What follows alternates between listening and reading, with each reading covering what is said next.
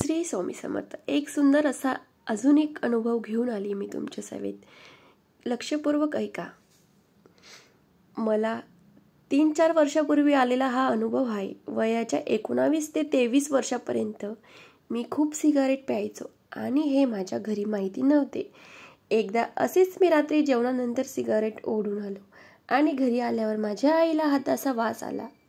तिने मला 2-3 वेळा विचारले की तू सिगारेट ओढली आहेस का? मी नकार दिला. तेव्हा तिने घरातील स्वामी समर्थांच्या फोटोवर हात ठेवून मला शपथ घ्यायला लावली की मी सिगारेट ओढली नाही. मी घाबरून फोटोवर हात ठेवून खोटी शपथ घेतली. दुसऱ्याच दिवशी माझे शरीरातील उष्णता वाढल्याने तोंड आले. जवळपास सगळ्या तोंडांमध्ये ते अगदी घशापर्यंत एक पण जागा अशी नव्हती की जिथून उष्णता बाहेर पडत असेल. मी 7-8 दिवस डॉक्टरांकडून औषधोपचार घेतले तरी काहीच फरक नाही. मला बरोबर 10 दिवस काही खाताना किंवा पिताना खूप त्रास व्हायचा. नंतर मग मी माझ्या आईने मला स्वामींची माफी मागायला सांगितली.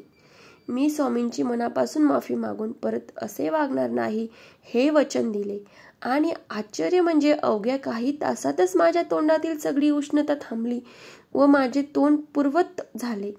त्या दिवसापासून मी कानाला खडा लावला आणि परत कधीच स्वामींची चेष्टा केली नाही अथवा खोटं बोललो नाही. मला सुद्धा पहिले स्वामींवर तितकासा विश्वास नव्हता, पण जेव्हा स्वतः अनुभव घेतला तेव्हा माझे डोळे उघडले. छान असा अनुभव तुमच्यासोबत शेअर केला. श्री स्वामी समर्थ.